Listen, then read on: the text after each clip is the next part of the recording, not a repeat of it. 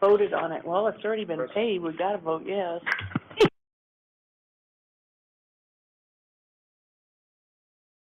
I think one, yeah, I don't. One does all.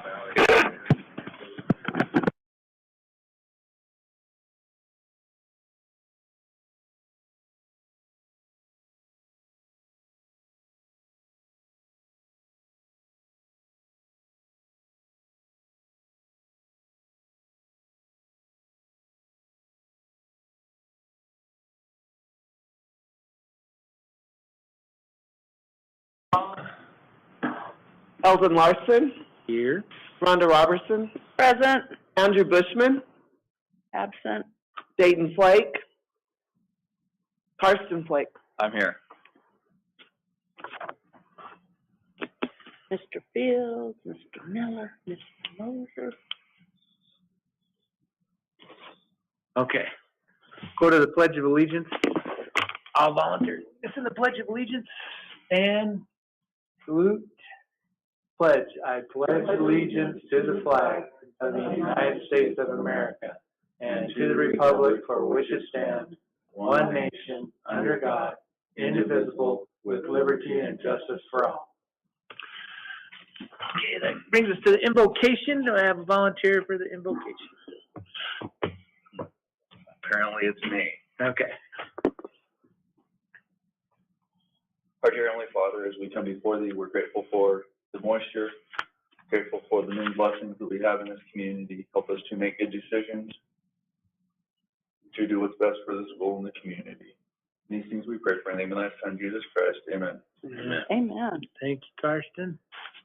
Brings us to adoption of the agenda. I'll make a motion that we adopt the agenda as presented. I'll second it. Any discussion or anything about having to pull anything out? Not that, so. Okay.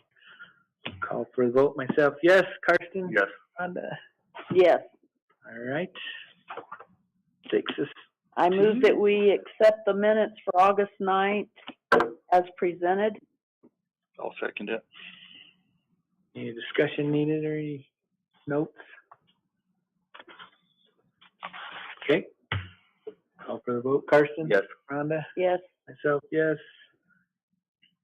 That brings us to you, Mr. Fields. Yes, you should have a written report from me, and there are just a couple things I want to add to that and elaborate on during my time. But I also wanted to mention that Mr. Mills couldn't be here tonight, so I'll cover any questions that you might have in regards to our budget and accounting. And having started with that, I want to introduce one of Mr. Miller's teachers, unless he wants to, he might want to do it. I'll do it. Yeah, yeah, please. Happy to. I'll turn it over. We have our new ag teacher here, Christina Rodriguez. She's we kind of lucked into this somehow. Her family just moved down from Oregon, and she was big into FFA in high school, and then was in the ag program at Oregon State. And so she's really been on fire and has a lot going on with our ag program and FFA. And without getting too much into it and taking away some of her stuff, we'll turn some time over to her. Hello, everyone. Thank you for having me tonight. Unfortunately, I wasn't able to bring any of our students in today. They all have a zillion and 5 other obligations on Tuesdays. So hopefully soon we'll get them here before you and have them put something together for you guys. It's been really, really exciting. Do we have any FFA alumni in the room? Have what? FFA alumni? Are there any FFA alumni among us tonight? Well, we have people that maybe they weren't part of FFA, but they've been involved in ag. Yeah. Yeah, hey, that's cool too. 4-H is a fantastic program as well. I was actually dual enrolled and I was dairy princess at one point in time too. Wow. So that's awesome. So I just want to explain a little bit about what the program is, and then I'll go into specifically what we're doing here in Jcusd City. So FFA is a student-led organization that focuses on career development, agricultural education, philanthropy projects, and public speaking opportunities. It's really great. It's a part of a 3-piece model within an agricultural classroom, the classroom being part A. Then there's what's called a supervised agricultural experience. It's the experience that the kids run, they keep paperwork on. and they're able to treat it on their resumes like an internship. It can be philanthropic, where it's community service oriented. It can be entrepreneurial. It can be creative, or it can be focused specifically on livestock. Those are the 4 areas that they can be in. And then there's the FFA extracurricular program, but it is a big piece of what we do, and it kind of ties everything together as far as the kids being able to practice amongst their peers and really apply their knowledge in more of a real world sense, getting them to competitions and things where they're able to show off their skills and really hone them to a next level kind of way that inside a classroom, you just don't have enough time to really bring all of those pieces together for students. We're really excited. We have livestock in the Joseph City Land Lab for the first time ever. We have 19 baby turkeys that are living out in our greenhouse right now, and they've been weathering all of the crazy weather and fire alarms and everything really well. I'm really proud of how well they're doing. And I think they've about doubled in size. I got to bring my scale in tomorrow so we can actually weigh them. I think they've doubled already since Thursday, so that's kind of crazy. And then we've got a greenhouse full of projects. We've got peas and sunflowers and all kinds of things that the kids are just really interested in doing. Moving forward with the greenhouse, we haven't fully decided. We're still in discussion amongst our student leadership as far as whether or not we're going to try to move to selling our excess produce that the students can't all eat at a local farmer's market, or if we're going to find a community food bus program and do donations. We haven't fully decided which way they want to roll with that yet. And we went to the Colt Leadership Conference at the end of August. We took most of our officer team. We had one that plays football. He was able to come with us on the weekend. The kids had a great time. They learned a bunch. They've been totally on fire and running with me headlong and working really hard on building their foundational community. We just had our second FFA meeting yesterday, and we decided that we're going to use the funds from our Kiss the Pig fundraiser for our t-shirts, and then mostly to save it aside for future travel opportunities. And we also went to Snowflake. We went and visited their established chapter. Their teacher's been there for 3 years. The chapter's existed for longer. It was really great to see a land lab with barns and livestock. We had lots of pigs and sheep that are going to be going to fair this next week, and it was really great to get to glean knowledge and stuff from them. Going down the line, we've got things that all kinds of community activities kids want to do, which I think is fabulous. It's a good way to get them involved and figuring out where we can help best and serve. So I'm really excited to be here. Thank you, guys. Thank you. There may be a few questions. We'll turn it over to them, but thank you very much. So have you done anything to reach out to the state FFA to get involved with all the competitions and stuff to open those avenues for our kids as well? Yes, ma'am. We are projected and just starting to put our teams together and figure out practice schedules and things for our career development event competition in January, and then leadership development events in April. And then we're also talking to the Winslow and Snowflake chapters, because we're so close together, about maybe holding sort of a chapter pre-contest kind of thing where we can have some additional practice there, as well as just having the kids build community and learn from each other. A bunch of our FFA officers, they're brand new to officer positions in general and learning parliamentary procedure and all of these things, so it's really great to get them, you know, adjacent to communities where that's normal for students and they're able to sort of lead by example. Because it's one thing when I say it, and it's another thing when kids their age are like, nope, this is just how it is, and it works really great, and here's how, you know, here's how we put together our meeting minutes and our program of activities and all of those things. So that's great. So far for career development events, we've got a livestock judging team, 2 floriculture teams. So if anybody knows anybody that has flowers or a flower shop, that was not something I did, and we're looking for coaches because the girls are like super jazzed to do that. I'm like, okay, we're all going to learn together, and that's great too.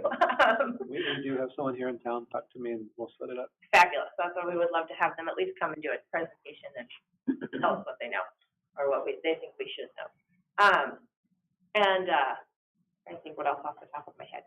Oh, ag management team of 4. So these teams are teams of 4, so we can only put together so many out of 19 students. And then, leadership events for sure. The officer team has decided that they want to do an ag issues panel, and that will be something for sure we would love to come present to the board here closer to then, probably January or February. Be ready to start really practicing that hard in front of audiences. So, yeah. Anything else? Thank you for what you're doing. Thank you. I'm really happy to be here.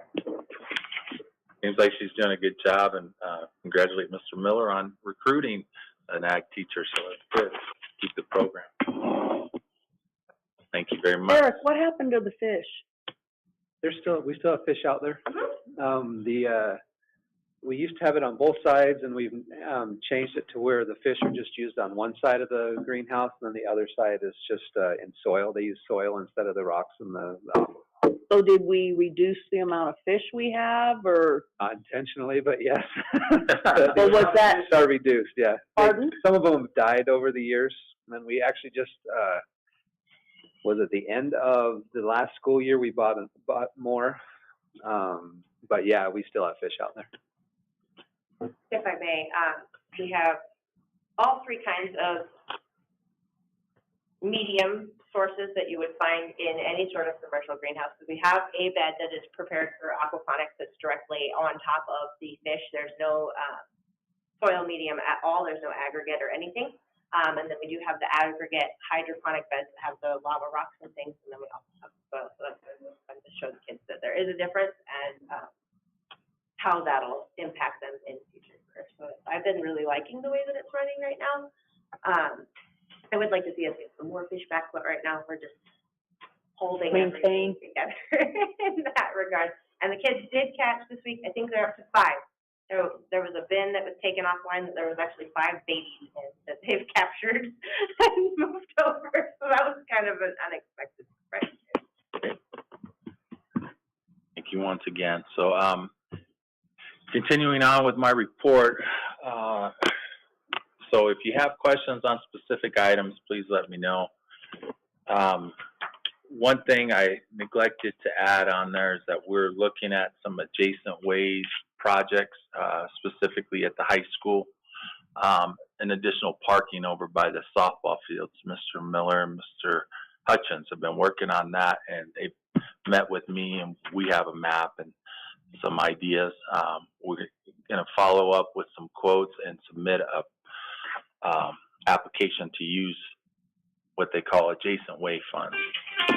And also a culvert. We're partnering with the county and the Jcusd utilities to put a culvert up where our bus was hitting a ditch and couldn't turn around on one of its routes up there on 7th and 8th, Baird Avenue up there. But other than that, there are some things going on with folks. One thing I definitely should mention is that our high school had to do an early release today at lunch. And I messaged you all, but it had to do with the fire alarm. One of the buildings must have been struck by lightning, and it damaged the fire panel.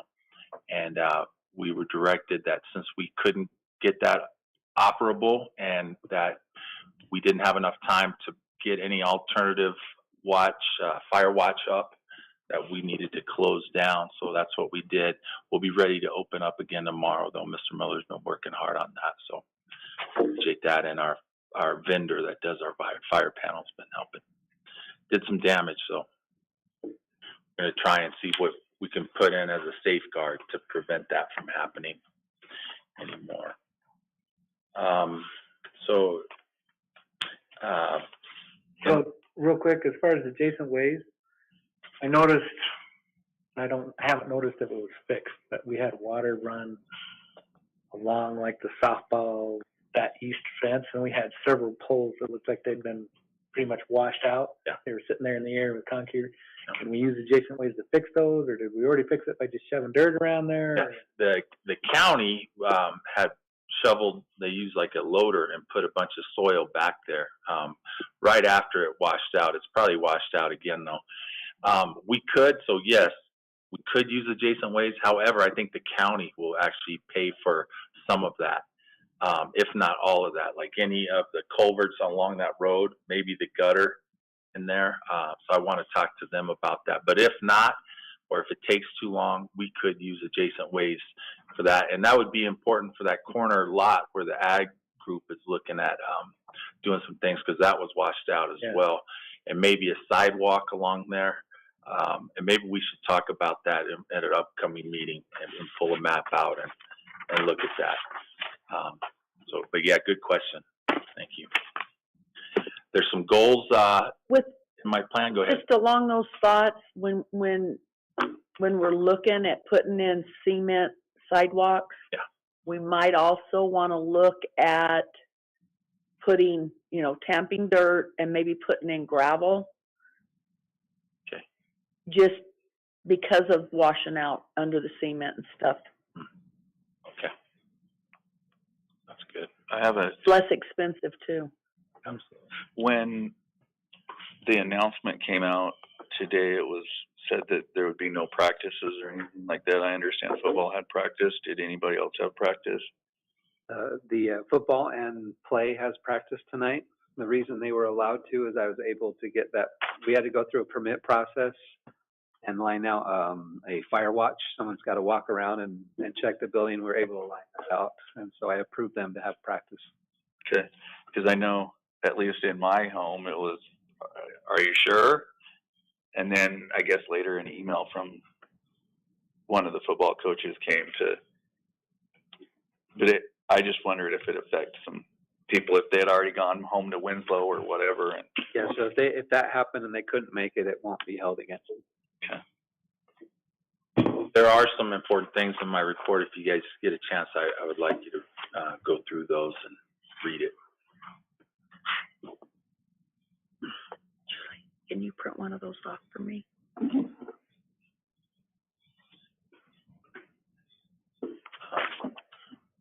If you'd like me to elaborate or talk more about these, some of these items, I can do that now, or if you have any questions. You can do it later. Okay. All right. But yeah, so there's some financial reports and some goals that I've attached to my report.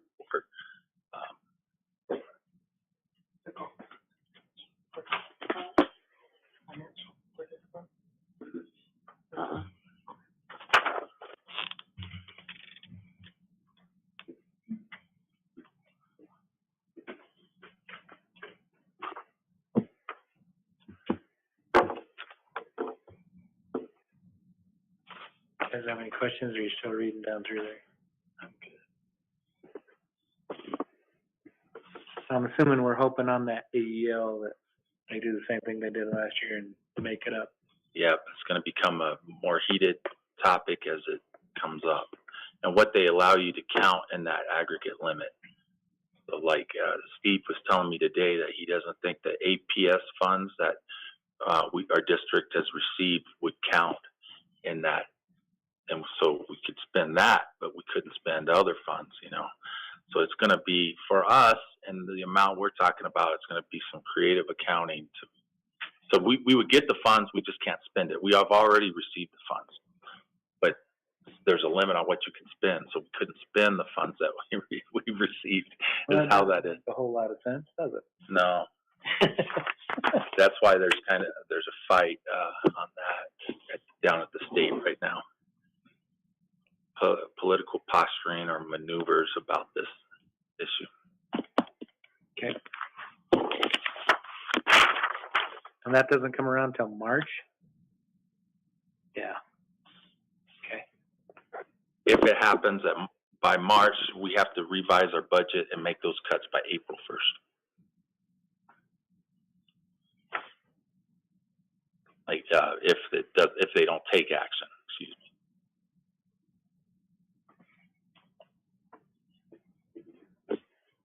Does anybody else have any questions? Okay. You ready to move on then? This paper's just more or less for us to We don't have to. evaluation of superintendent. Haven't we in the past foregone that? Mm-hmm. Okay. There's other instruments too, but by policy or law, you're to receive that from the district by like November 11th, or November 15th. So I put it in this month's agenda, but I might throw it in November just so you guys have a copy. You can print it out or whatever. Uh-huh. Have it in advance. You're supposed to have it in advance for the evaluation that's due in December. But you could use anything. Okay, anything else? Do we have anybody signed up for call of the public? Okay, we don't have to read that. That brings us to 4. Consent agenda item that goes down 4A through 4H.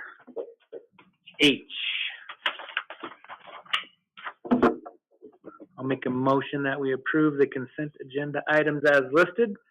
I'll second. Any discussion needed on that? That was 4A through H. That's correct. I have a question. Go ahead. The 4E exchange students, is that something that we're gonna need to vote on every year? Is that something we could approve? We'll take so many per year and leave it up to the discretion of the principal to do? Yeah. Here's the situation with that. We could change policy so you guys don't have to approve it. In policy right now, the governing board should sign off on it. But I believe that was the case when the schools didn't receive funding for foreign exchange students. Now we do. So it is a little different. So we would have them in here and we didn't get paid, and that's why we needed to vote for it? Is that what? Probably because it would tax the resources of the district a little bit, and so the board wanted Wanted to say yay or nay? Yeah. Okay. But now we do receive some funding, and that's what it is. So however you guys want to proceed, I don't see anything wrong with presenting them to you guys so that we have some. What funding, is it comparative to the rest of the funding? I think so, yeah. The same Eric knows. per student? That's how I understood it. I could be wrong on that, but that's how I understood it. Okay. I don't know that we want to totally give that option away, that the board gets to vote on that, Well, I'm not And saying, I'm just, Yeah. we're discussing, Yeah. so I'm thinking that instead of us saying, y'all just do what you want to, I think it's something that the board needs to look at periodically, don't you? I agree. I was just wondering if that was an option, do we want to go that direction? I'm Right. not necessarily in favor of that because I do like knowing Right. who they are. It'd be cool to have them come to our board meeting and introduce themselves, but I don't know that that's fair to them or Right. anything else too. But But I think it's something that the board needs to be on top of, just 'cause.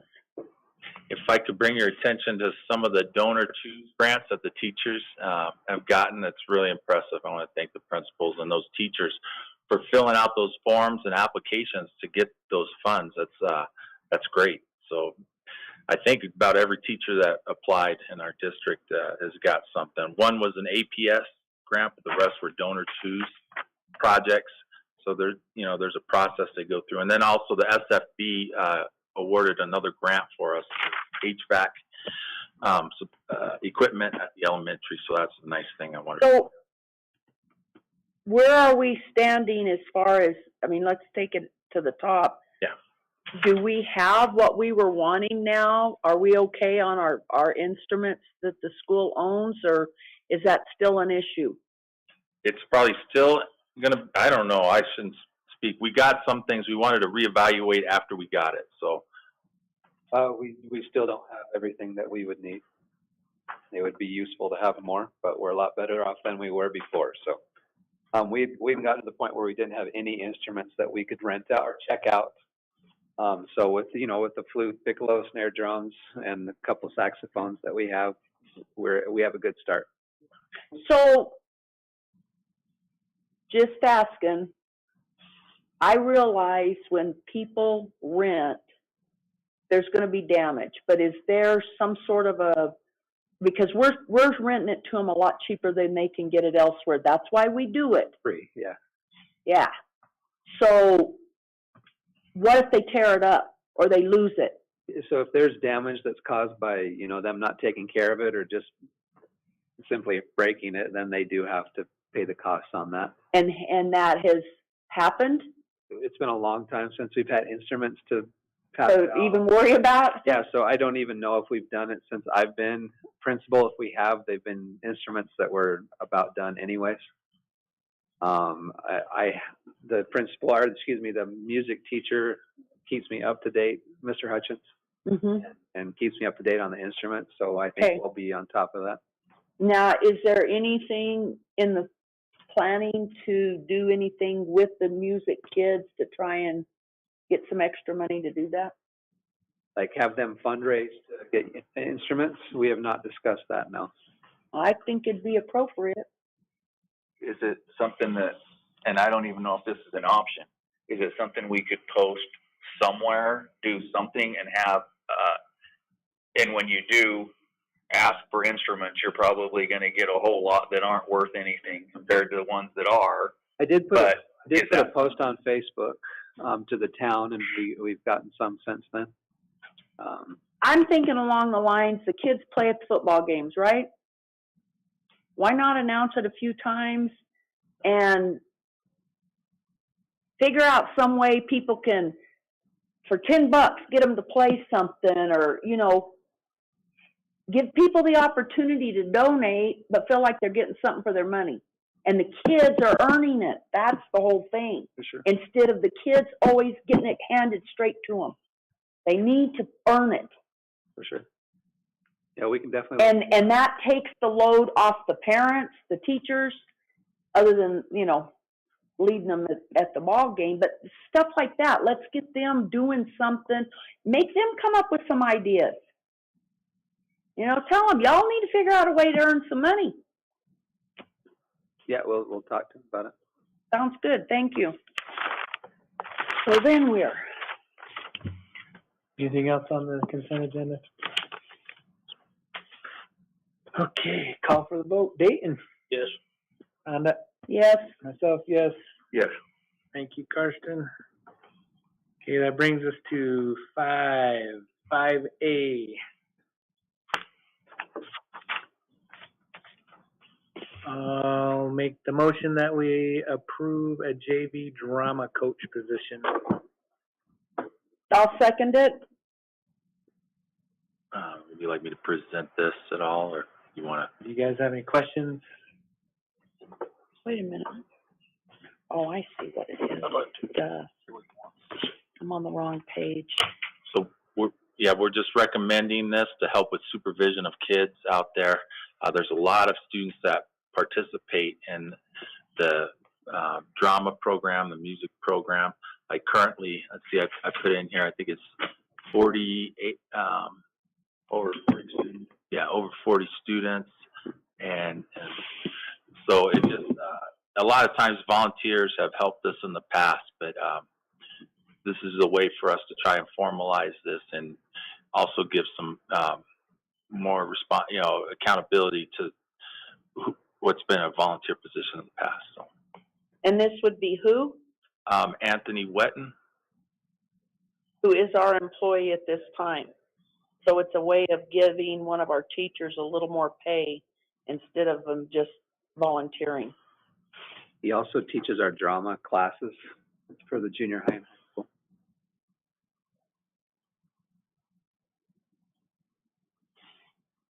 So who are we paying the varsity one to? Jason Wetton, that's Anthony's brother. He's the one from Winslow, right? He's from Winslow. He directed the children's musical. He was, and helped with the other ones last year, yeah. Okay. I think he's done some work with MPC stuff too, so yeah. So a lot of times this will put 3 people or 4 people at play practice because there's a varsity coach and then 2, 1. It lists it here, but what's their specific assignment? So are you talking about Poppy Dunton? Uh-huh. So she's not at play practice usually. she does the stage production class, which is kind of behind the scenes sets and things like that, and they use that class period to help prepare. So that her responsibility is helping out with the play, but she doesn't go to play practice typically. And then there's one more, correct, that does, I don't remember who the last one is. Tyler Rice on there. He's just over the auditorium. He typically, I don't think he goes to play practice very often. So he's mostly just dealing as they get closer to the play, he works with, you know, getting everything set up for the auditorium. The dress rehearsals and the Yeah. performances he would be at. And he's busy, so he can't help watch the kids. Yeah, and he's hourly. That's more the, you know, the stage maintenance. Well, and he's not like a certified teacher or a substitute, so he really Right, shouldn't be right. bossing the kids around. neither is the varsity one though. He's not a teacher. He is He had- a teacher. He He is? is He teaches at NAU, has Oh, a fingerprint okay. clearance card, and Okay. and I think like insurance and law-wise, he's covered. Whereas you or I, unless we go through the whole process of being the volunteer and all that, then we're covered somewhat, but we still have to be very careful. I think as soon as you're a volunteer, like you're covered because you're approved through the board to be a volunteer. I would assume, is that, and have a fingerprint. So that the rule is they have to be approved and I've Yeah. gone through the fingerprint thing. We have people that don't teach that coach our sports, so. all coaches have to take courses online before they can, for their first year. So they do receive some training on how to work with kids.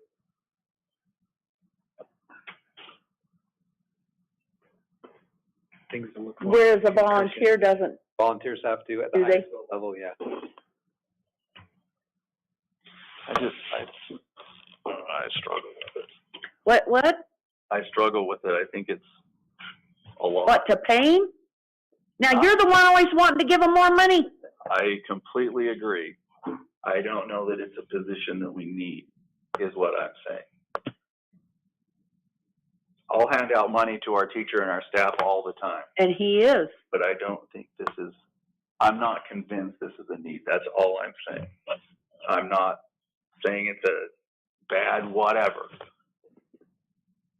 Yeah, you're saying it, you feel like it's an unneeded position, so that's bad.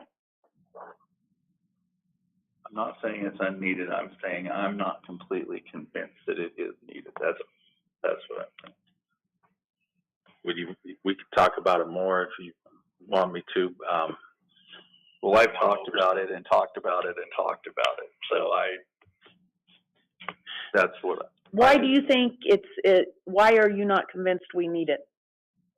Why do you think we don't need it? Because that's the only way to phrase it. We've been dealing with it not this way. For Okay, how if many we years was this way? continue with everything else on this list that way, we aren't gonna pass nothing. Let me just say that, because I've gone over this list with Mr. Fields today.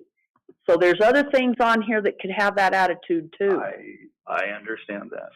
Part of the rationale, you know, for doing that is it's always good to have two staff members present, especially when you have a large group. And what we've kind of kept up with our sports teams is making sure we always have two coaches there, two paid coaches.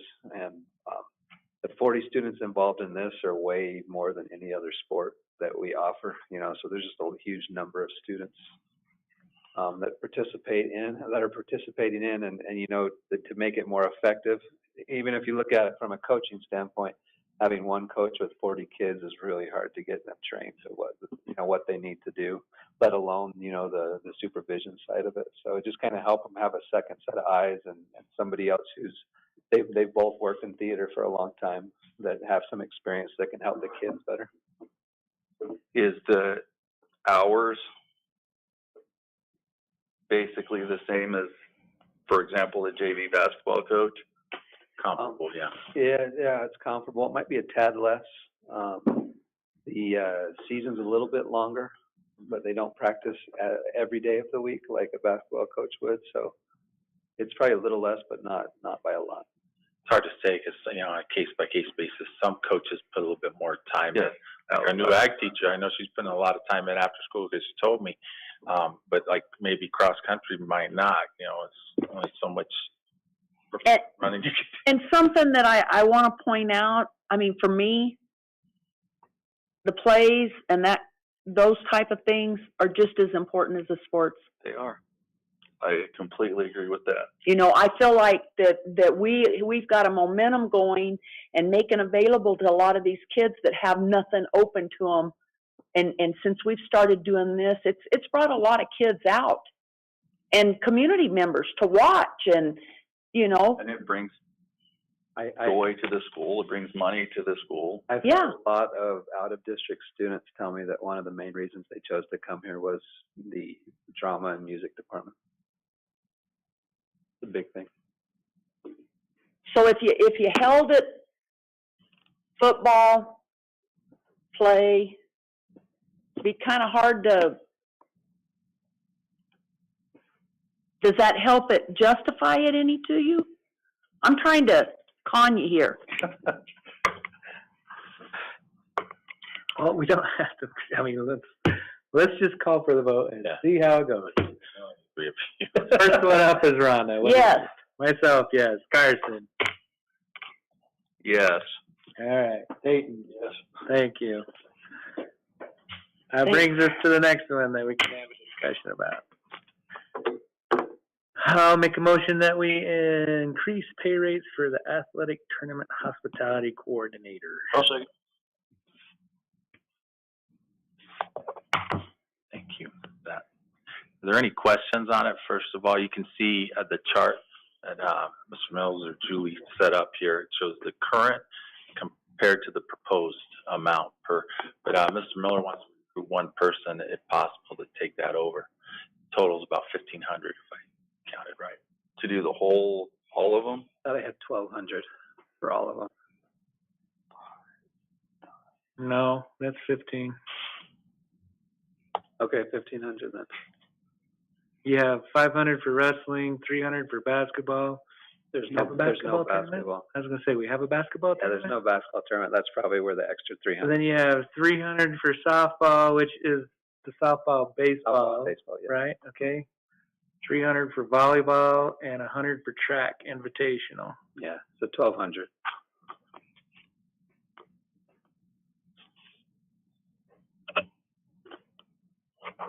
And this is because we feel like the hours have increased since we last did this? No, Or it's the just we pay. felt like we are way underpaying the hours. They'll easily spend 5 to 10 hours depending on the event per day, and you know most of those are multiple day tournaments. So just trying to get the hourly rate up to where it's reasonable. Where do these sit in comparison to similar schools that are doing the same thing? With that, I couldn't tell you. I'm not That would sure. be tough. And maybe the better question would be in per hour rate. So he did analysis on per hour calculation, and currently the person may be making under $10 an hour. So this would just maybe get them up to above minimum wage, depending on how many hours they put in. And it also affects like the teams that will sign up for our tournaments. He As said. well as the officials. Yeah, that's a big draw, I guess, for the It is. And we've been having trouble finding someone to do it, and one of the big reasons is the pay.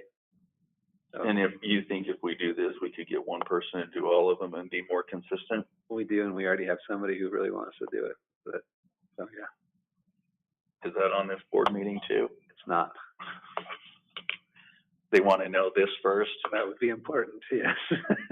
And we'll advertise, I think. I mean, I don't know who it is. Yeah, it would be posted and advertised. So I mean, I'm just saying that there are people. But there's interest. Yeah. You're not saying you've already hired someone. We have not already hired anyone. Okay, any other questions? All right, call for the vote. Myself, yes. Carson, Yes. Dayton, Rhonda, No. okay. That takes us to personnel requests. I'll make a motion that we approve the personnel assignments as listed. I'll second. Oh, I guess I better quit reading and write.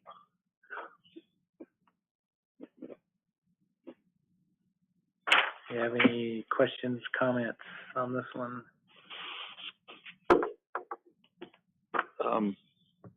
The JV coach 2 for high school track, what's the difference in JV coach 2 as opposed to JV coach? I don't know the difference in pay. Is it a pay? Well, I think, Because it's less time? I think JV coach is a level 2, so there's a 1, 2, 3, 4, and I don't think there's a distinction between JV coaches. I think JV coach just falls under level 2. Okay. Because I saw that in there, and that was, An assistant is less, so a JV coach is more. So if it's a JV, it's like that 2,300. Just a solid assistant coach, which was put in place for having 2 coaches out there. Even if we had low numbers, it's on our website. I could take a guess, but it's less than a JV coach. So, sorry, but we just approved a new position of a JV drama coach. Mhm. But then if you look on the list that we're looking at right here, you're As hiring assistant? an assistant. So what is he? An assistant or a JV? Let me find it. There's a Give me difference 1 in second. pay. Yeah, that is a very good catch there. It could be a typo. That may be a pretty important typo. Should have been JV drama is It's- what we had talked about. Okay. Right here instead of assistant. On the chart, it's On the wrong. chart, it says assistant.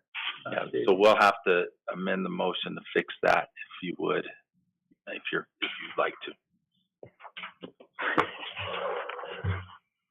Do we have to amend the motion? Okay, I'll Yeah. amend the motion. I'll make a motion that we approve the personnel assignments as listed, except for it's a JV drama coach instead of assistant drama coach. Okay. You want a second that again? There we go. Date and a second. I don't know if I'm allowed to say this in a public meeting, but Don't. Yeah. You don't want to say that one. it is good to have Kay Rush back. I think is that coach. That's good that she's able to come back to that. I hope I'm allowed to say that. Yeah, that's fine. Yeah, you can. Thank you for that, yeah. That's okay. Anything else?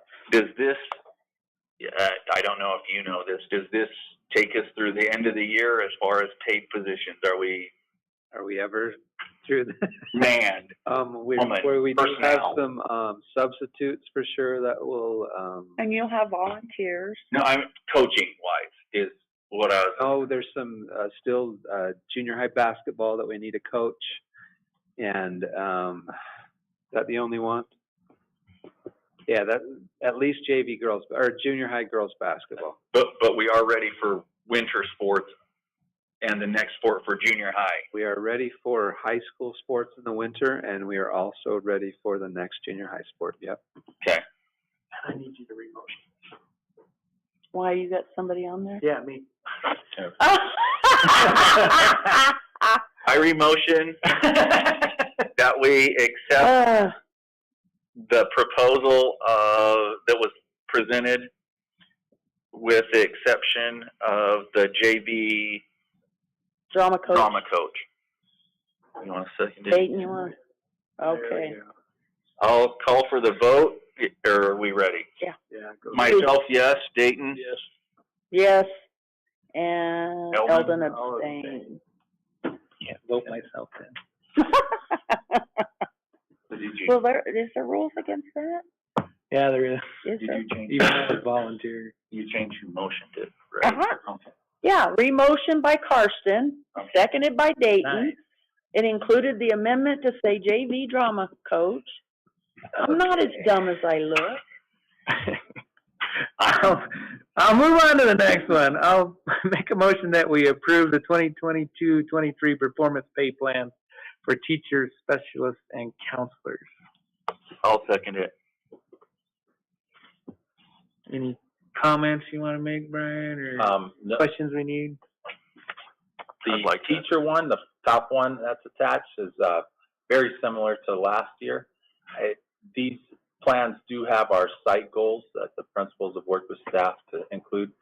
The guidance counselor one, some small modifications to better meet our needs this year and address some ECAP things we wanted to get done. And then the specialist is for this campus down here and helping out with special ed and speech and things of that nature.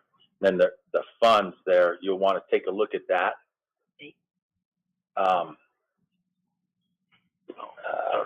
So the allocation of funds, if you would look at that, and if you have any questions, let me know. Some of the funds are going to different things, and you know, we could rearrange that if needed in the future, but that's how it's set up at this point. Are these performance pays basically the only difference is this year's goals as opposed to last year's goals? For the teachers, yeah. Okay. Yes. We haven't added any more hours or changed what they have to do. It's just, okay.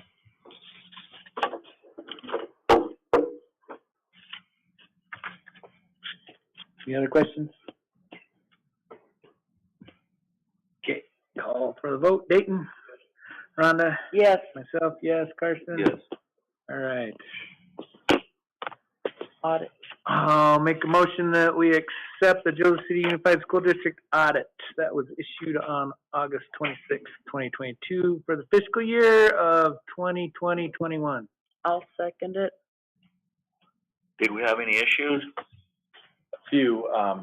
They always try and find some things that help us improve, but roughly 10, and at least a couple were things beyond our control, like we're waiting on the county to get some things cleared up, evidently. But you do have copies of these things. So there's like a summary, and then there's the entire audit. And also there's an audit of our federal grant programs. And that one looked pretty good. They call that a single audit. But the biggest one is what it is. There's about 10 findings. But like I said, at least a couple of those were out of our control.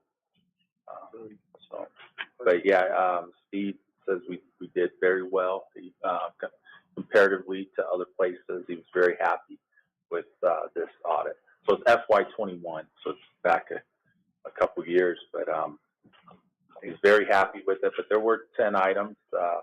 One that's been of interest to the board before. I'm not going to hide anything here, so it's number 6 on if you're looking at it on there. But it's some interest that we accrued from late fees. It's lower than it has been in the past 2 years, but there is still about $1,800. Interest that we're paying? Yeah. Now we accrued more interest. And what, didn't we also discuss before that part of that is just physically not really possible to fix it? Yeah, some of it was, yeah. So I think we're pretty close to, we'd have a goal of none, but not quite there, so. But it's gone down. Yes, definitely. So I wanted to point that out. Thank you guys for that, but we can go through it as much as you want, or you might want a chance to read it more. Any other questions? Okay, we're at Rhonda. Yes. Myself, yes. Carson? Yes. Dayton? Yes. Takes us to discussion item 6A. I will make a motion that we open up for discussion review of the possible policy changes to be considered. I'll for second adoption. it. So this has to be you have to have like a first reading and a second reading. So this is just the first reading, nothing to be approved. You're just looking at them, reading them, discussing them. You guys have chance. Do we have how many readings of this? Just two? This one and then What are next one. what are differences that we need to know? Changes in these policies. There's quite a few. Mr. Larson asked me to prepare to summarize these, and I can try and do it quickly, but there were a lot of new laws passed in our state last year, so policy had to change. to accommodate those. So I'll take you through. So can I add something real quick? Yeah, sure, go ahead. So these usually come from like the ASBA, right? And generally we approve them. There have been a few, you don't have to. There have been a few times where we're like, no, that policy change does not fit our community, and we haven't adopted it.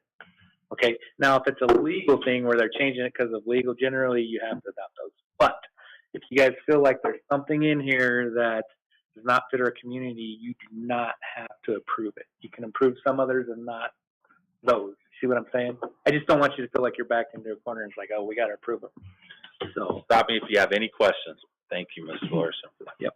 Okay, the first policy here, so I'm starting with 717 and going from there. Basically states that if we're going to give out any surveys to students, we need parental consent.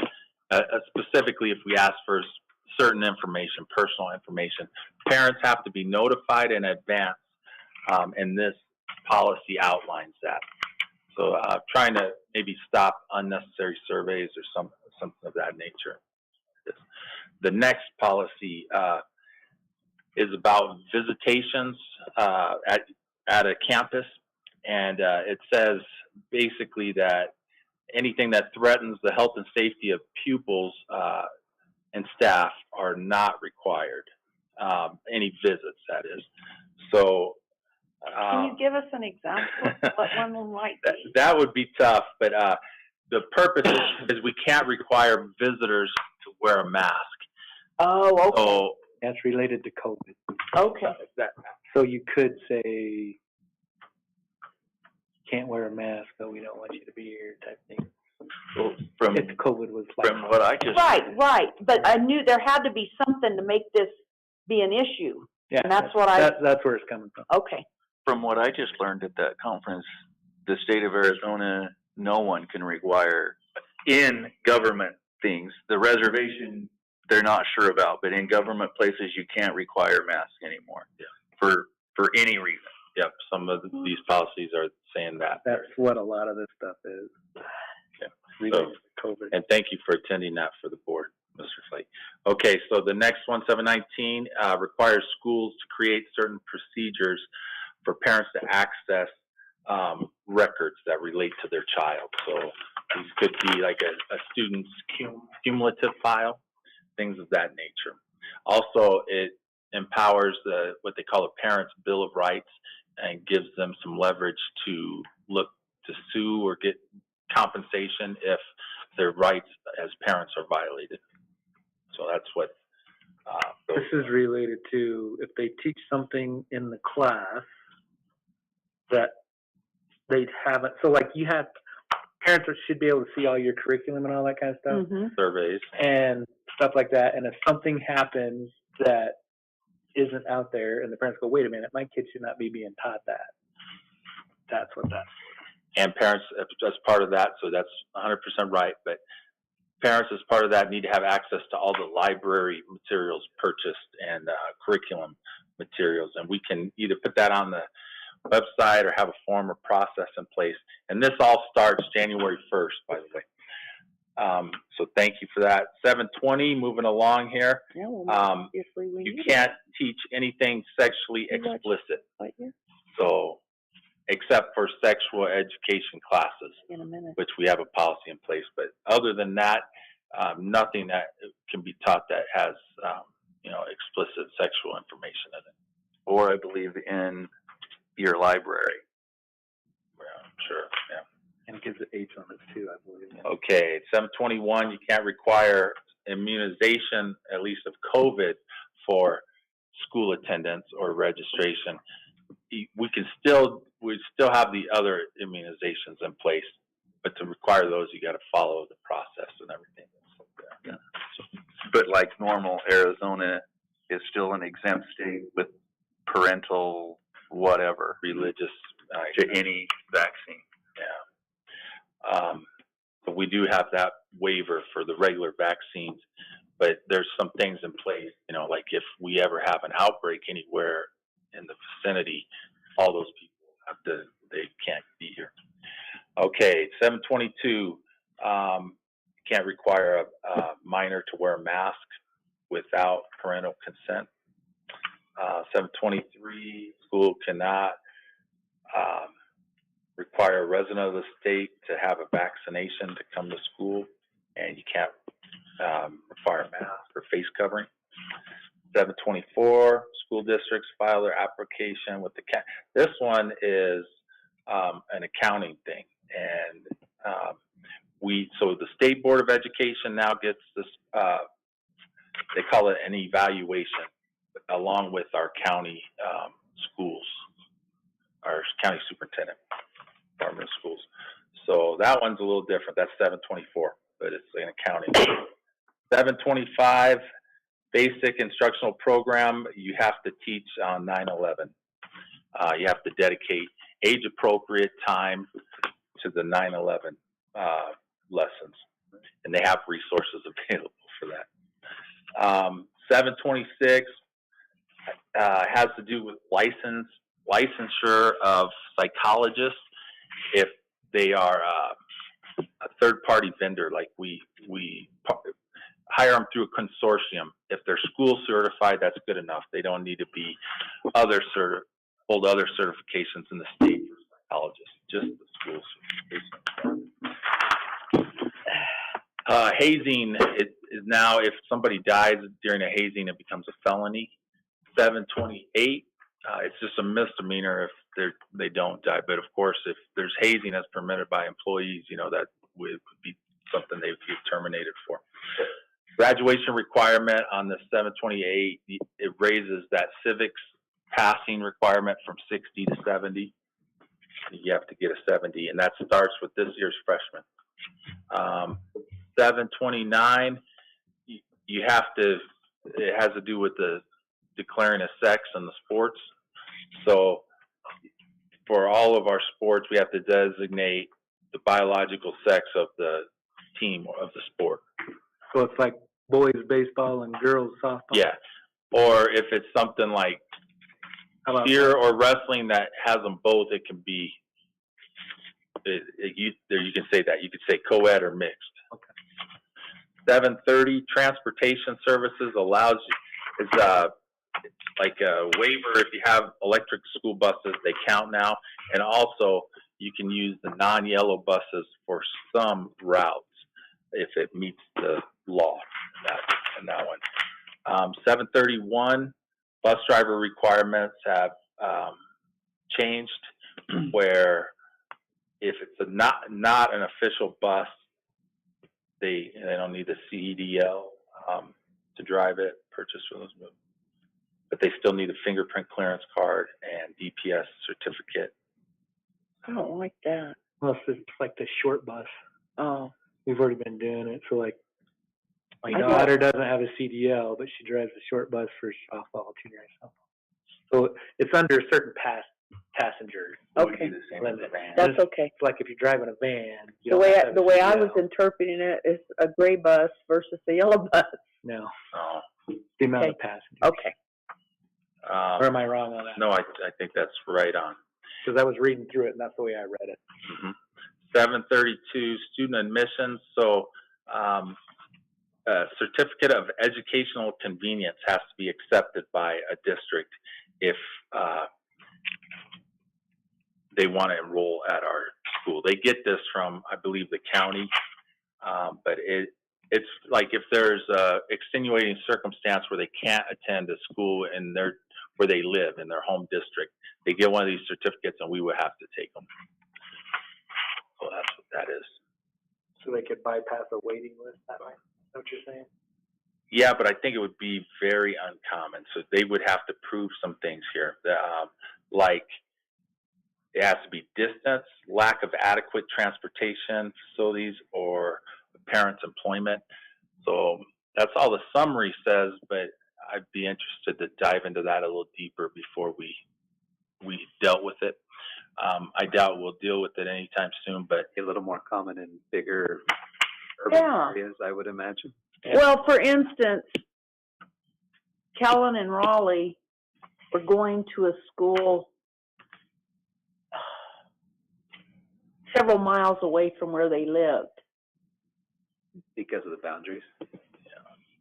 Well, just because that's what they chose to do. And then they decided to go to Gilbert, which was, they could have walked from their house.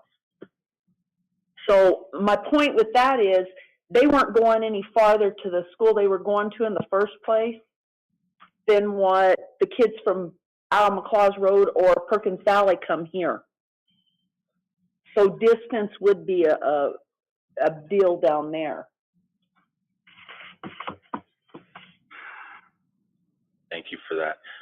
733, the basically publishing anything we buy for our libraries. So parents need to have access to that. The public need to have access to that. And there's a time frame where they get to have that when we order it and when it's available for the kids. If I understood correctly at this meeting, if you don't have a full-time librarian, you're exempt from that. That's what I understood at this conference. That only applies, but they also said you better do it anyway. So why couldn't we do it like we do the textbooks and have them on display in here where there's people around? That is one of the things that they talked about, basically doing it the same way. That'd be a little tricky. We buy, we're buying, I'm just estimating 40 to 50 new library books minimum per year, and so it might be a little tricky to get. But once again, yeah, but they were that's right. And they were talking about just posting them on your school's website, right, yeah. posting them and making them available if parents, whoever wanted to read it, and that would suffice. What I think may have happened, and I'm just speculating here, some districts, from what I heard from a state legislator, one person, some districts were buying library books, and when parents were asking, what are you guys buying, and are you, they were withholding, maybe some school was withholding that information, which we don't do. We try to share our resources. There's no reason we would hide something from parents. We stand behind everything we order. Sometimes maybe we order something we didn't realize that something was in a book, but but I think behind this law was the transparency. So we can, through Follett, we can put a list of books out on our website or a link or put something here in the boardroom. If any parent wants, we'll always get them that information. And it starts. Okay, but let me ask you this. Say you had book ABC and I didn't have access to that book. Would you make it available to me as a parent to read it before it was in the library? You see what I'm saying? Yeah, I don't know. I think this case, they're probably looking it up online, because I think you could type in the book and to get you these reviews, like these books shouldn't be in schools, or, should be whatever. That's what the parents were looking at their research. They weren't really all that interested. They just wanted to know what the whole crowd was saying. Well, yeah, they don't want like books that might be talking about premarital, whatever, or suicide, things like that. Okay. If I understood it correctly, what you're liable for is to put the titles of the books out there, and they could look up, research it, yeah. Whatever. It wasn't our responsibility to publish the book, to give them a copy of the book or a download or whatever. We've never stopped parents from going into our libraries anyway, have we? I don't think so. I mean, I know any time I've ever wanted to go Put in them to work. 40 years, Yeah. I've never been We stopped. put them to work.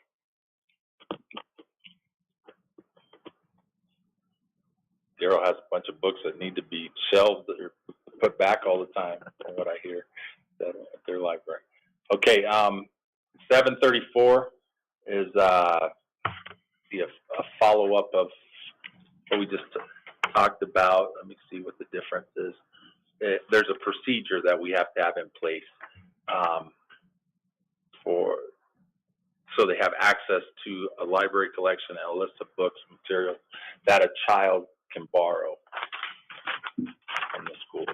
So we don't, a kid might say, I'm interested in this, and we have something on the shelf, and here, read this. Then, we want to avoid that kind of thing. So as I was reading through this, this part I really do we have the ability to say, these are the books that are in our library. Yeah, At any time. Yeah. real easy to just pull it up on a computer. Oh, yeah. Wow. I mean, that would be a ton of books at the high school to read through, but Yeah. Elementary probably has more than us. They just really small. They'll look for, I was just wondering about that. Yeah. I've never asked. I bet there's like these organizations that'll put out things that, hey, if your school has this book, beware, because it has this in it. Yeah. And so these parents probably will scan and look, oh, our school does have this book. So I think that's probably what we're talking about. So I could just go online and say, what's in Joe City's library? So right now, it's not posted on the website, but we could get access. But if I went in and asked, you could give me a list. Okay. Is that something we were looking with this? Yeah, we're going to comply if you guys pass this next month. So, and there'll be a request form as with that policy. 7:35, school ceremonies, 1 to 2 minutes at the beginning of each day for silence to meditate. So we currently, we've always, since probably the inception of the school, had the moment of silence. That policy Joe City's always kept, even when it was at one time it was controversial to even keep it. And now, but that moment of silence wasn't defined with 1 or 2 minutes. Now it's defined with 1 or 2 minutes. It has to be more than 1, and it can't be more than 2. Yeah, so the principals will have fun talking to the staff about that, I'm sure. We've been doing that all year. And Timing them? Yeah. I never timed them. So we do all the morning announcements and then do the pledge and then the moment of silence, and we call it a minute of silence now, so everybody knows. And, To remind everybody. and we end it over the intercom after a minute. Okay. I remember when we started that. it was also. Okay, hold on. We have a question. Okay. What's your question? I have a question about the previous point about the reference books and things. Because I know, like in my classroom, I've got, most of them are ancient from like the 50s, but I've got like On-the-Built Homestead, Science of Soil, all kinds of different reference manuals that I allow the kids to borrow or look at, and sometimes they type things out. Would that be something that I need to have posted in like my online Google Classroom for parents to at least look at what kinds of books or like what titles I have or those kinds of things? When you were saying that, I was thinking about the books that the teachers have in their classrooms, which evidently is her. I'm super interested in animals. I have an animal for, Yeah, anything we're giving to kids should have. So anything that kids could Yeah. possibly have access to. Yeah. So So the way I read it, and I could be wrong, it only says library, library materials and your media center. But in all fairness, Another policy I think says curriculum Oh, does it? materials. yeah, and to cover her, to keep her from any trouble, it's no trouble, but like, these are the books that are available for right? reference. yeah, dude, I mean, It's just something that we would need to be aware of as teachers, that we need to get that done. she brings up a really good point. Do we have to have teachers have, because some teachers, at least when I was up there, and I even had it, have their own like little personal book stash. Sometimes our English teachers will have hundreds of books. So do they need to, Yeah, they should read everything before they pass it to a student. They shouldn't pass something. well, I don't mean about read, should it be listed? If they were going to be passing it out. Because a lot of times if a kid wants to borrow it, right, that's why they have it there. And then they take it home.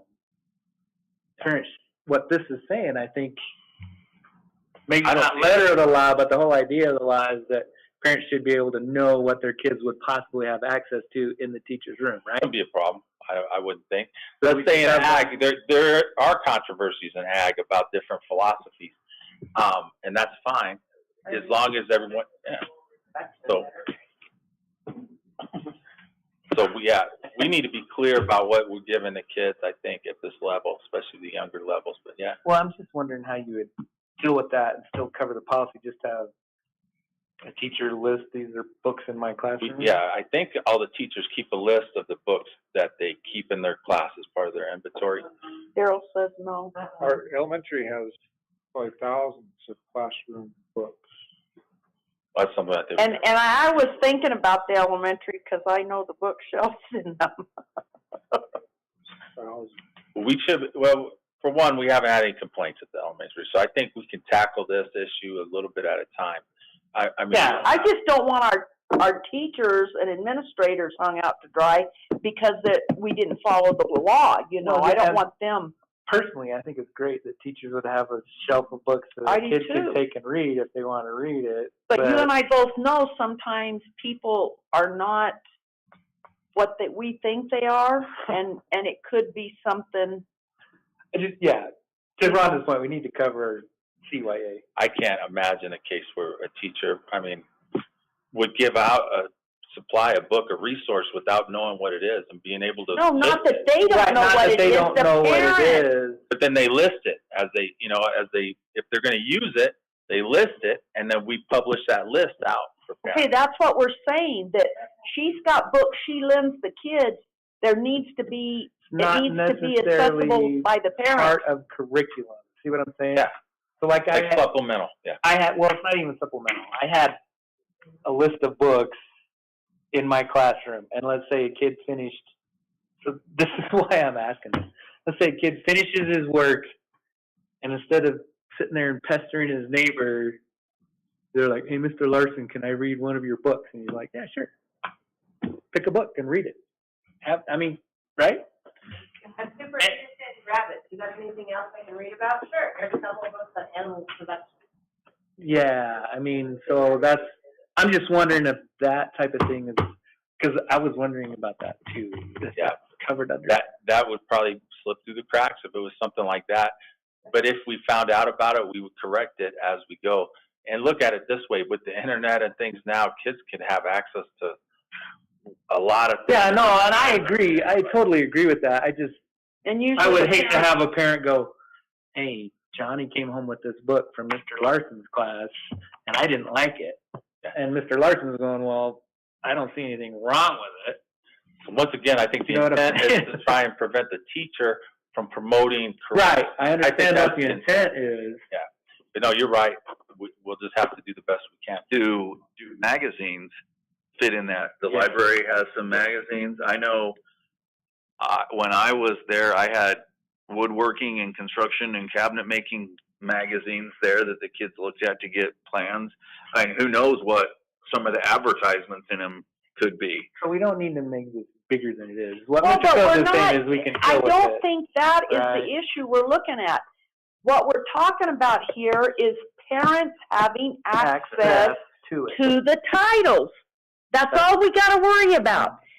She presents a list, it's put on the website, she brings new books in, she says, hey, Mr. Miller, add these to my list. That's all, then she's covered. And I think that's where we're at. Yeah, I think, and then that way, if parents don't go and look at it, that's on them. It was made public. And then our teachers are covered. Jeff, comment. I have to say that this needs to be made policy, because in my classroom last year, I probably have 600 books that the kids could choose from, but they didn't take them home. They just had it in class for AR reading. They didn't have a book, go get one. Go read something during AR time. I don't care what it is, but read something. Well, so And I have a list of the books just because I wanted to know what they are, but it certainly wasn't published anywhere. right. I just think if that is important, then the teachers just need to know that, and, Well, we're all just finding out it's important too. yeah. So, yeah. And I'm sure my classroom is not the only one. There's gotta I be agree. an easy way to do this where they can just include, I have these books in my room, your kid could possibly read them if they want to. And we shouldn't be. Well, if we're ordering looking it. at, And it's questionable, that's in policy too. So when we order these library books, so a teacher shouldn't, bring something in without checking it in with the principal and on her list. But, like when you order these books, they'll tell you what, if it has language, yeah. reading, all that stuff. Well, so like I'm just going by examples, so maybe I shouldn't have been doing this as a teacher. I have a lot of books at my house that I like to read as a teenager, and I think they're all fine. And rather than just have them sitting at my house collecting dust, I would bring them up in my classroom so that kids could read them during AR if they didn't have a book type of thing, instead of having to say, well, if you don't have a book, I'm docking you for today. Most teachers have books in their. So Yeah, that would That's- slip through the cracks. That would. those Even type of grandmas things are have the them in ones their I don't kitchen. wanna see our teachers getting. I don't want to prevent that either. So we're going to talk about Yeah, I it. would discuss it with your principals and see what you wanna do. We were going to have this conversation today when the lightning hit, actually, and we canceled the meeting because he was out of power and we had leaks and things. And I agree with you. I would assume all of our teachers, any books that they would offer are perfectly fine. But But you never in know. today's world, you never know what a parent is gonna find offensive and say, you didn't have this listed as a book that my kid could get a hold of. So, just saying. It would be rare either way. Even without this rule, it would be rare. I don't recall any time I've ever had a parent complain about a book from a classroom. Yeah, I mean, we need to follow the law, obviously, but I think it's probably not something we have to worry about really. until Like you a do. Well, it might happen, but I mean, it's not a huge problem. Right, I agree. It's not something you have to do right now. I'm just saying it's something, you should discuss it and think about it. Yeah. The last one, besides the moment of silence, is it's the parental rights and empowers parents to sue if, defines it, if a government entity usurps their fundamental rights as a parent to raise their child. So, interpret the language as you will, but that's what that policy is referring to. I got another comment on the moment of silence thing. Okay. It's kind of funny to go to these conferences and they list the rules and then they absolutely completely break them. On the moment of silence, they're announcing the time that it can be, and then they say, and you're not allowed to tell the kids, or anyone's allowed to tell any of the kids what they should contemplate or not, but we need to contemplate, and it's just crazy to be at these meetings. But anyway, we can't do that, but it is encouraged to get the parents involved in the moment of silence in what the kids should be doing during that moment of silence. Yeah. So we need to make sure when we're addressing the staff that we make sure that that's clear, that they can't be giving them instructions of what to ponder or think about during that time. And we have had people in this district that went over the line, not in that exact area, but one of my grandchildren was told they were not allowed to pray in school. And when I told my grandchild that I would take care of it, they said, it's okay, I just do it anyway. So I thought, okay, you figured it out. Yeah, you're right about that. So I explained, about it. they cannot tell you you have to. They can't make you pray, but they can't keep you from it. That's the law. That's true. It can't be teacher initiated. That's About it. That is one of the things that they talked about, prayer in athletic activities is where they were talking about. The coach can even participate in the prayer. The coach just can't initiate the prayer. But if the students, the athletes, the whatever initiate it, the teachers don't, the staff doesn't have to leave. They can be part of it. For now. For now. Are we to the end now? Yeah, that will follow. So this is just a first reading. I would encourage you to take that home if you want, and it's usually lined out which changes are and all that kind of stuff. I've gone through and looked at a lot of Is this public? Is what public, the policy? Yeah, is it online or somewhere? If a parent heard this and wants to know what they are, do they have access to that? Yeah, maybe not through our site. I'll check on that tomorrow. Julie and I will check on that, and we can get a link to these, but we're going to keep a hard copy here in this room. Okay, so they could come in or they could get linked to it somehow. Yeah. Okay. They email one of us, we could get it to them too. Watching tornadoes and hail. Okay. Moving on. This one's yours. I'll make a motion that we open for discussion the status of ESSER funds and other funding sources. Yep. So you had asked us. Thank you, Dayton.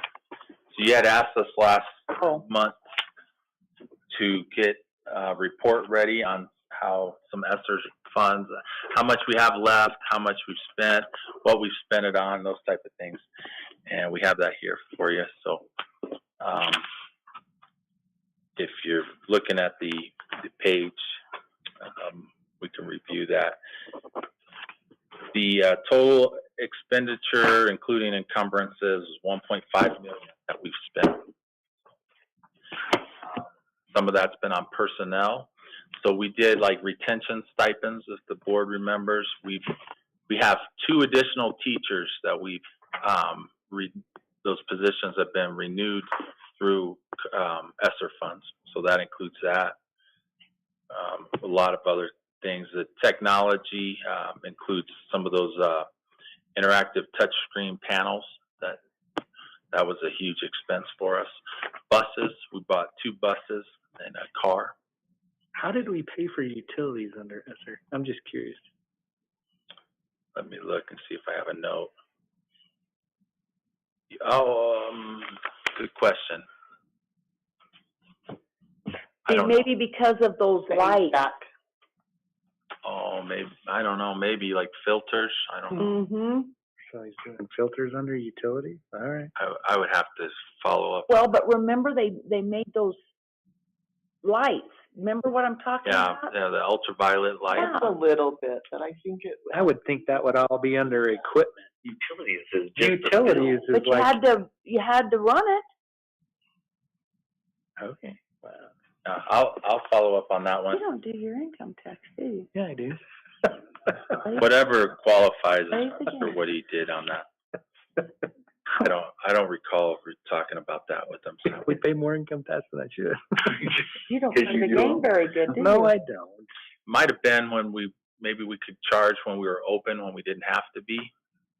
We could charge a certain percentage, maybe. That would be my only guess at this point, but I could follow up. So whatever happened to we were, at one point we were getting an electric bus or something. Did that go down, or was that? Oh, that's a grant. We're waiting to hear if we get it. We're still waiting on Yeah. that. See if we get it. I think we'll be notified next month, maybe November. So we've got our fingers crossed. We think we might get it. Okay. We purchased 2 buses. Okay, and then you can see the grant awards, what they total, what they have totaled. So our uncommitted funds that we still have yet to spend of ESSER is $616,000. how much do we have in the middle that we've committed that's not spent? We've committed but not spent. That like we've agreed that we're gonna buy, but we haven't. So that's gotten. included in the top one, 1.5. Okay. That would be like things that are encumbered, like that we promised to pay off a vehicle or whatever. So that question probably sounded dumb. No, That's fine. Okay. that's the scary part. It made sense. Are we done with this one, or do we have any questions? I don't have. Okay. Let's move on to requests for future. Do we have any requests for future agenda items?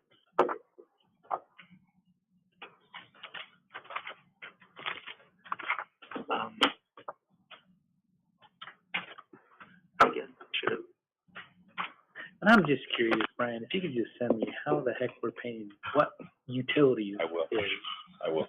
I mean, I know what utilities are, but I will find that out. that one I'm going, what? You probably found something that we could charge to ESSER, and it helps our regular budget when we can charge it to ESSER. Yeah, no, I understand. I just, But I think his concern is what happens when we don't have the ESSER money. Where's it going to impact is the question, right? Yeah.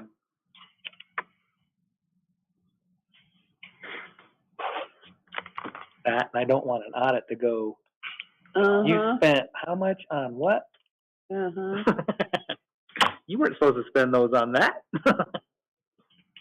Going back to the instruments and stuff, I'd like to see a lot more of our needs in that, like with the instruments. Let the kids start figuring out ways to help pay for this stuff. There is a challenge there. We're getting some kickback from community members and businesses about fundraising. So it's kind of a fine line there, how much to fundraise and, how much, when's the cutoff there. So we're trying to be really careful. I've visited with the Chamber of Commerce and trying to work with local businesses, many of which have kind of felt that we're over fundraising them. And so we're trying to find that balance. But that's why I said what I did about the band. So we get community members, individuals that feel that way too. So we try to find the balance. I'll look at. But what I'm saying is, we need the kids. How many? I'm going to tell you right now. Just like the donut sales last year, the parents did more of that than the kids, and the kids need to be the ones doing this stuff. We all agree. And it's going to be accepted by the community and business people better when the kids are the ones doing it. I agree 100%. And it's gotten to where the kids just sit there with their hands out, and we all just give them whatever they need. And we've got to start teaching them that they've got to be doing it. They're entitled. Pardon? They got a sense of entitlement. Some of our youth nowadays, so yeah. Yes, they do. They can pull weeds, we have lots of weeds. Yeah. We're not trying to get a whole band of instruments that are schools, right? No, it's just that why should we, the people in this room, be the ones worried about it? Let the kids help with that. They're the ones using it. Well, I'm just saying, I'm paying $90 a month to whoever it is. Milano's. I'm paying $90 a month to Milano's right And now so's for Rochelle for three Rockland. kids. So I'm assuming we're wanting band instruments for kids that parents can't afford that, right? Okay. Any other future requests? Or any other? We haven't had any future items. Well, that's quiet. Okay. How about our upcoming meetings? That would be October what? 11th. Are there any conflicts? Anybody know what the school calendar is on October 11th? This time of year when we're in school, we usually like to check that out. We've got games and stuff tonight, even big volleyball over in Heber. October, I think we'll go for it. It's October 11th, right? It's right after Memorial Day. And Indigenous Day. Right. Okay.